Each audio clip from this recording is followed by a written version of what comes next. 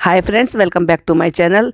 तो बहुत सारे लोगों को मेरी शक्ल सूरत से प्रॉब्लम थी। मेरी शक्ल सूरत उन्हें अच्छी नहीं लग रही थी, तो मैंने सोचा चलो बिना शक्ल दिखाए ही आज वीडियो बनाई जाए। जोक्स अपार्ट, मजाक कर रही हूँ। किसी के किसी भी कुछ भी कह देने से मुझे कोई फ़र्क नहीं पड़ता। जो काम मुझे करने होंगे वो तो मैं करूँगी ही। और वो जो मेरे प्यारे प्यारे से जो सब्सक्राइबर हैं, जो मेरी वीडियोज़ को लाइक करते हैं, कमेंट्स करते हैं अच्छे अच्छे, उनके लिए भी मैं उनके लिए वीडियोज़ लाती रहूँगी।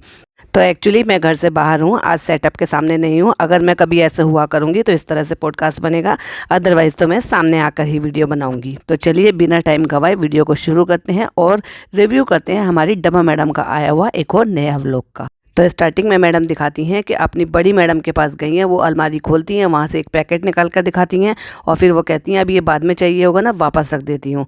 और वहीं वो ओपनिंग कर कर कहती हैं कि ये व्लॉग बहुत स्पेशल होने वाला है मेरे लिए और शायद सनी के लिए भी, क्योंकि मैं उसको आईफोन 15 प्रो गिफ्ट करने वाली हूँ। उसमें कौन सा नई बात थी, वो तो हमें पहले से ही पता था कि आप आईफोन लेने वाली हैं। और वो सनी भाई के पास रहेगा या फिर आपके पास रहेगा, वो तो वक्त आएगा तो ही बताएंगे। हाँ, लेकिन यहाँ पर भी देखिए, आपको ना चाहते हुए भी भाभी से हेल्प लेनी पड़ी और भाभी की मदद से ही आपको ये फ़ोन भी मिल पाया, क्योंकि वो तो सुपर वुमेन है, वो कुछ भी कर सकती हैं। और उन्होंने अपनी जादू की छड़ी चलाई और आपको जो लाइन में लग लग के जिन लोगों को नसीब नहीं हो रहा है, आपको वो घर बैठे मौसर हो गया। और उसके बाद बारी आती है गिफ्ट देने की। तो गिफ्ट देखो, जैसे बच्चों को देते हैं ना रैप कर कर, वैसे गिफ्ट देने हैं। इतना भी दिमाग नहीं लगाया कि मैं किसी भी तरह से आइडिया लगाऊं और दिमाग लगाकर सरप्राइज़ करूं उनको। और उसमें भी बेटी खाला ने हेल्प की, जबकि बेटी खाला ने सोच लिया अगर तुम ऐसे दोगी तो वो पहचान लेगा कि फ़ोन है, कुछ अलग तरीके से दो। देखो, आपसे ज़्यादा समझ तो उनमें है। और फिर क्या समझ लगाई कि पॉपकॉर्न के डब्बे में रख लिया पैक करके। जब तुम उसी के साइज़ की शेप का डब्बा रखोगे वो तो कोई भी पहचान लेगा, जो कि ऑब्वियसली उन्होंने पहचान भी लिया था। तो पचका हो गया आपके सरप्राइज़ का। और लिफाफे में एक पॉपकॉर्न का डब्बा जो कि पैक था और एक इस तरह से गिफ्ट का डब्बा जो कि पैक था। और वो सनी भाई को दिखाई नहीं दिया, उन्होंने उनमें से एक डब्बा निकाल कर रख दिया और उस पैकेट को दिखाने के लिए, क्योंकि रीशूट करना था, और वहाँ सोफे पर रखकर चल दिए। तब रिजा कहती है एक और भी तो देखो, एक और पॉपकॉर्न है। और वहाँ पर जो है वो हमारे पियान भाई जो है वो फटाफट से बोल जाते हैं अरे देखो तो सही, इसमें भी पॉपकॉर्न है। और बिना डब्बा खोले ही जो इनका पचका किया है उन्होंने, आईफोन चिल्ला के।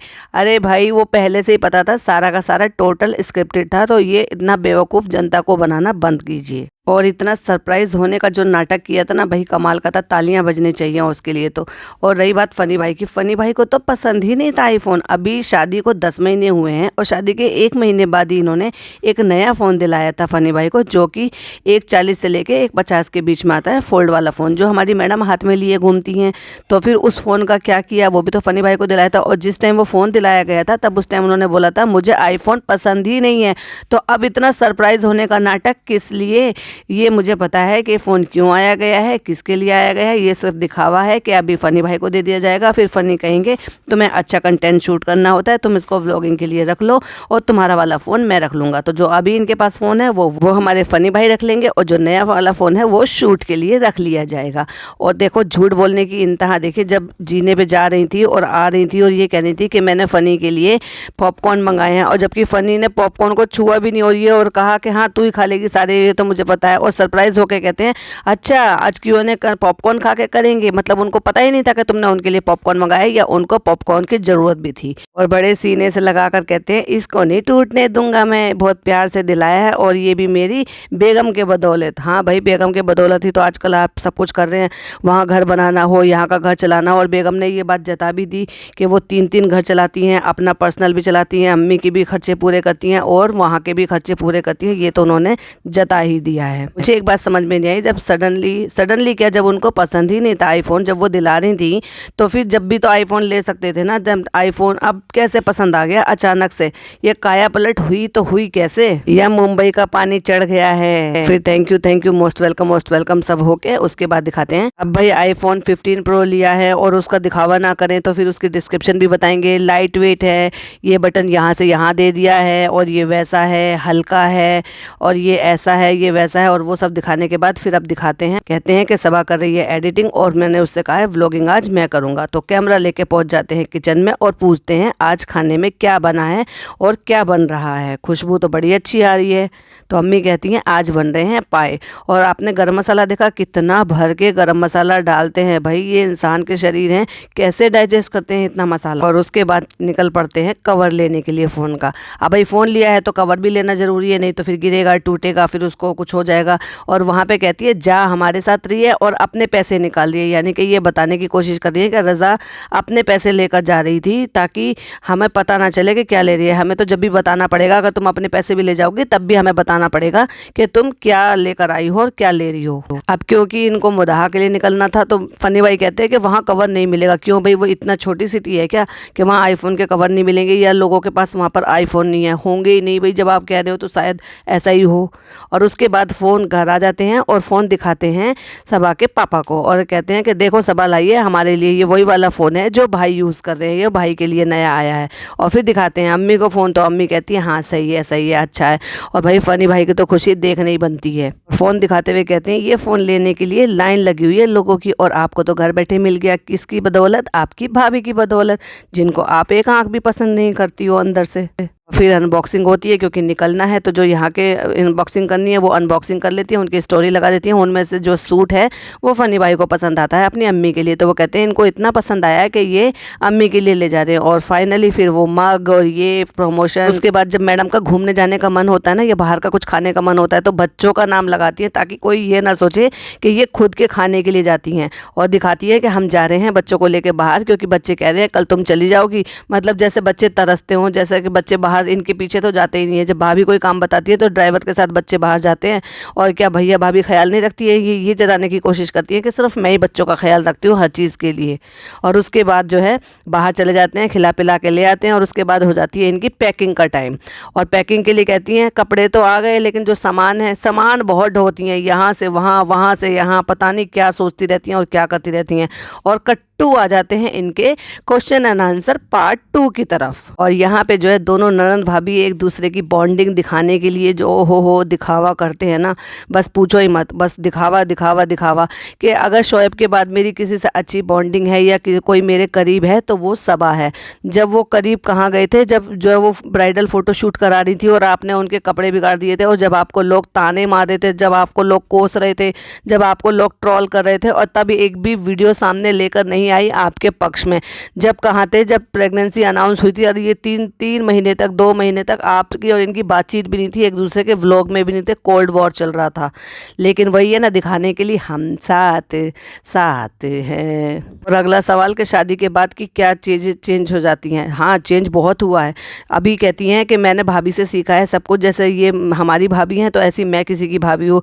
भाई तुम्हें याद भी है कि तुम किसी की भाभी हो? तुमने तो सारे ननंद और देवर सब साफ कर दिए अपने ससुराल, सब तो कोई भी नहीं बचा जो आपको भाभी कहता हो। बेचारी एक वो कहती हैं रुखसाना बाजी जो आपको भाभी कहती हैं, और तो कोई नहीं बचा। जितने भी कजन्स थे ना जिनको इंट्रोड्यूस कराया था वहाँ पर, वो सब आपने नदारत कर दिया और आपने सबसे रिश्ता खुद भी तोड़ दिया और फनी भाई का भी तोड़वा दिया। अब तो फनी भाई को ये भी नहीं याद उनके बहनोई का ऑपरेशन हुआ है, तो एटलीस्ट मैं एक स्टोरी लगा दूँ या व्लॉग में इंफॉर्मेशन दे दूँ या आप दे दें, क्योंकि आपने ही तो रिश्ते सारे कटवाए हैं। जितने भी सवाल लिए ना सारे के सारे बकवास लिए हैं, मन घड़त लिए हैं। ये पार्ट 2 में तो फिर भी एटलीस्ट स्क्रीनशॉट दिखाए हैं कि जिन्होंने सवाल पूछे होंगे। इससे पहले वाले जो पार्ट 1 में तो इतने सारे सवाल थे, लोगों ने इतने सारे कमेंट्स किए हैं हमें कि हमने इतने सवाल पूछे थे, इतने सवाल पूछे थे, इतने सारे कमेंट्स हैं लोगों के, लेकिन उन्होंने वो कमेंट्स ना लेकर, वो सवाल ना लेकर अपने ही मन घड़त, क्योंकि स्क्रीनशॉट तो दिखाए नहीं थे, लिख कर सवाल दिखा दिया था। उसमें एक बहुत ही इंपॉर्टेंट सवाल था जो मैं भी डिस्कस करना चाहूँगी इनकी फुप्पी के बारे में।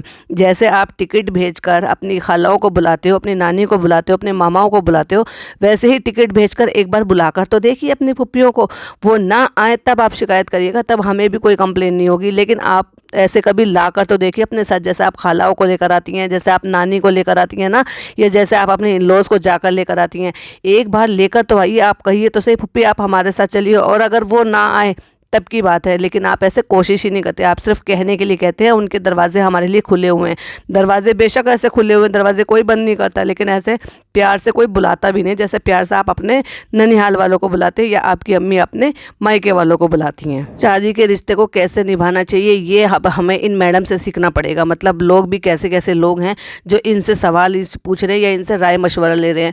भाई आपने अभी तक अपनी मर्जी से तो करवाया है ना, कभी ससुराल वालों की मर्जी से, या कभी जो जेन्युइन होता है ना लड़की जब शादी होकर जाती है वैसे कर कर देखिए। अम्मा दादी नानी सारी याद ना आ जाए ना तो कहिएगा। अरे इसमें क्या है, आप अपनी मन मर्जी से चला रही हैं, मन मर्जी से जो जहाँ पर रह रही हैं, जहाँ चाहती हैं वहाँ रह रही हैं, जो करना चाहती हैं वो कर रही हैं। फिर वो चाहे 2 किचन हो, चाहे फिर वो मुंबई में अपने मन मर्जी से रह रहे हो, या फिर मुंबई में ही अपना बिजनेस सेटअप करना हो। वो बेचारे लोग कुछ कहते ही कहाँ हैं, जब भी तो तुम अपनी मन मर्जी से रह रही हो। और जहाँ खटपट ही नहीं है, जहाँ अपनी मन मर्जी चल रही है, तो वहाँ आपको कोई प्रॉब्लम भी नहीं होगी। जब प्रॉब्लम नहीं होगी तो फिर आप उस बात का सोल्यूशन कैसे दे सकते हैं जहाँ पे कोई प्रॉब्लम ही नहीं है। एक और किसी ने कमाल का सवाल पूछा था, जब आपके सास ससुर 2 ही लोग हैं तो फिर आपने अलग किचन क्यों की? भाई मैं दाद दूंगी और क्लैप करूंगी उनके लिए जिन्होंने ये सवाल पूछा था। बहुत ही अच्छा सवाल पूछा था और कितना आसानी से और बेवकूफ़ी तरीके से उन्होंने जवाब दिया कि किचन छोटी थी और हमें शूट करना होता था।